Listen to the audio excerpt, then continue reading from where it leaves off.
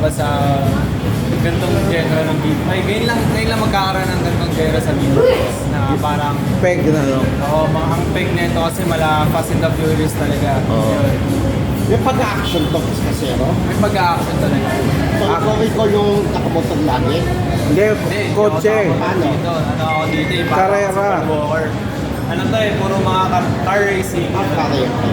Pero mahilig ka talaga sa car racing sa real life. Oo, mahilig talaga ako sa mga sasakyan. At saka, pero kasi ako, ano eh, hindi ako ganun ka, magpatakbo ng sasakyan. Di ako, Ganun kabilis? Hindi ako ganun kabilis. Takot kasi may mga times na discussion din ako sa pagdadrive.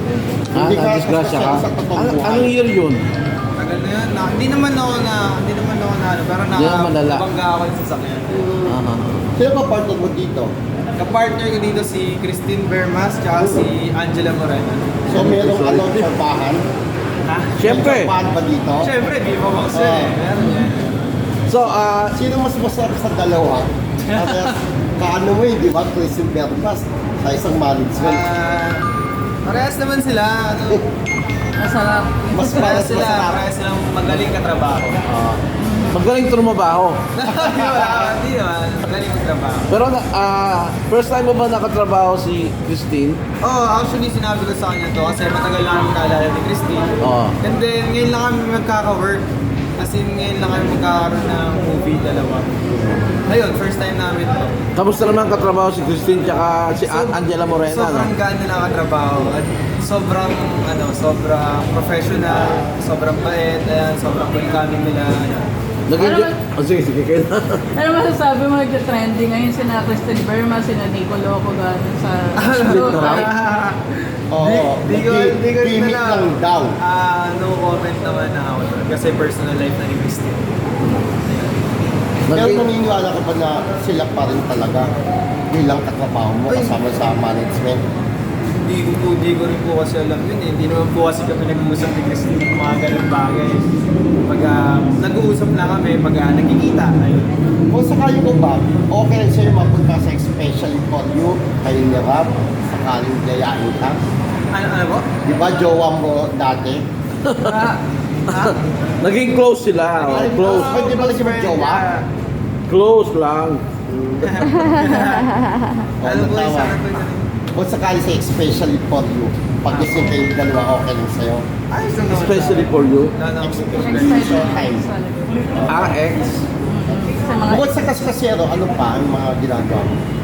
Ang gagawin ko po na next is Only Friends. Ayan, pangalan po yan. Si ano yun? Sino ang partner mo? Ang kasama kong partner dito is si Rob Gibb. Si Rob. So excited ka ba sa movie na yan? Excited naman po. Kasi matagal na kayo hindi nagkakasama at nakakita, di ba? Oo, di ko pa kami huling work namin ni Rob sa showroom. Showroom ba? Ay, hindi. Showroom ba? Nakalimutan ko. Basta yun. Ethan, tawag doon? Ano yan? Love story yan or paano? Sexy love story ba? Or Yung Only Friends? Hindi ko pa kasi alam eh. Hindi pa nababot yung script sa akin. Kumbaga, sinabi lang na kukunin ako and then yung partner ko si Rob. si ano, sa 316 yan? Hindi, hindi sa 360. Viva Max. Di ba Max? Anong reaction mo, Ethan, kung tatawagin ka, kasi magaling ka rin sa love scene eh. Kanjot King.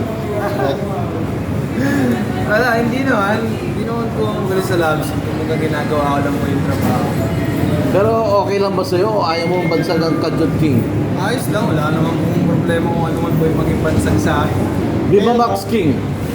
Ayoko na po may dami na po nag-aagawan sa ganyan. Ayoko na makisali. Pero anong reaction na meron kami makilala na isang bading na tape ka? Uy! Willing kang makilala. Ganun.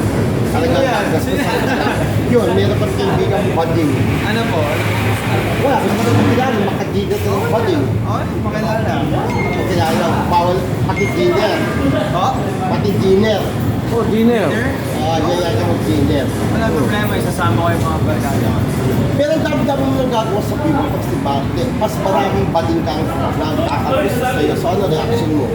Masaya. Pinapasya ka na. Masaya ako. Kasi syempre marami kong makakanga sa akin na LGBTQ. Syempre. Sobrang laking suporta niya. Sa sobrang grabe suporta mo ng LGBTQ. Pagdating sa Kita- Ano masasabi ko? Sige. No hate sa LGBTQ. Si Diwata yung trending, di ba? Ngayon. Oh, na-interview siya dati dun sa willing daw siya mag-Viva Max ko. Okay, kung di ba kung kukunin ka. So ikaw ba willing mong makapartner si Oo Diwata? naman! Diwata. Oo naman. Like- Labs yung Diwata? Ang labs yun. Lifetime supply ng pares. Labs yung Tsaka ano, gold chain. Galing Gold sa chain, no? Itan, yung kaskasero, kanino mas matindi yung love scene mo? Hindi yung love scene. Siguro kay Angela Moreno. Kasi Angela. yung love scene ko kay Angela Moreno, wild. So yung love scene namin ni Christine doon, kumbaga, love. May love, oh. So, nag-enjoy ka ba sa paggawa ng movie na to? Nag-enjoy ako sobra, hindi lang sa sobrang dami kong kasama magagaling na artista, sobrang welcoming ng production, sobrang maalaga sila, ayun. Next sa interview. Yung director niya, ang masasabi mo? Ay, Direk C. Yan, shoutout kay Direk RL. Sobrang galing niya at saka sobrang salamat sa Direk na pinagkatiwalaan mo ako mag-lead dito sa pelikulang gagawin mo. Kahit na, yun nga, hindi ako marunong ng manual na sasakyan. Marunong lang ako automatic. So, ang sasakyan na dapat ito is dito is manual. Ginawa lang namin siya automatic. Maraming abangan na exciting na car racing tsaka Ay, love sobra. scene. Sobrang daming aabangan dito. Hindi lang sa car racing, hindi lang sa love scene. Siyempre yung love story na mabubuo dito. Tapos yung movie. Tapos na. Okay, kailan yung papalabas? Yun ang hindi ko pa alam kasi kakatapos lang. Last week siguro. Pero ito yung talagang launching mo.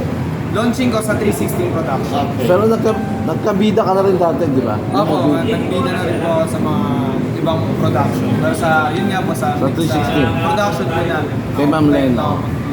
Paano ka napasok sa 316? Ano yung part ng ano? Nag-start po talaga ako mag-audition dito. Click 5 pa lang. Wow, Click Ginawa. 5. Sing and dance na, Ayun, no? sing and dance. Nagsayaw Boy ako, group. kumanta ako kahit di ako marunong. Kasi yun, pinagtsagaan ako ni Tito Len, pinag-training ako, etc. Basta lahat ginawa sa akin. Ayun. Tapos speak of car, ikaw ba pwede kang makipag-chirpan sa car? Why not, di ba? Hindi naman tayo mamali. May love scene kayo sa kotse, di ba? Tapos kayo sa kotse? Secret, syempre. Secret yan. Magandang mga isena. Kung, Pero na-experience mo na yun. Yung lapses sa car. Saan? Sa totoong O sa buhay? totoong buhay. Hindi pa. Okay. pero Naupo. anong mas gusto mo sa ibabaw ng kotse o sa loob ng kotse? Sa labas ng kotse. Mainit eh. Mainit sa loob niya. Dapat yung ano sa sapat. Asan ka? Kaya mo papasay sa car?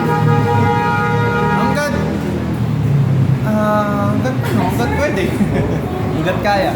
Ano yung pinaka-sexy part ng katawan mo and ano yung part ng katawan mo na Si Romel, tanongin mo. Sexy. Hindi ko masasagot din eh. Siguro si Vito Romel na lang yung sasagot. Saan ka masigit na kaskasero? Sa car racing or sa bed scene? Mas kaskasero ako sa boat. Sa boat talaga kaskasero ako. At least inamin So, mo, kaskasero diba? ka rin sa babae. Ay hindi. Sa totoong buhay hindi. Syempre. Sa Viva Max lang pala. Sa Viva Max na lang ako. Marami kang kinakaskas. Kaskasero. Yan. Ngayon wala kang jowa talaga ngayon? Wala. Hindi po. Kaya mo walang sex life? Hindi naman porket mo lang siya. Tsaka lang. Okay naman dito. Syempre bakit naman hindi? Sa gwapo mo yan? Kaya. Kung nasa iyo lahat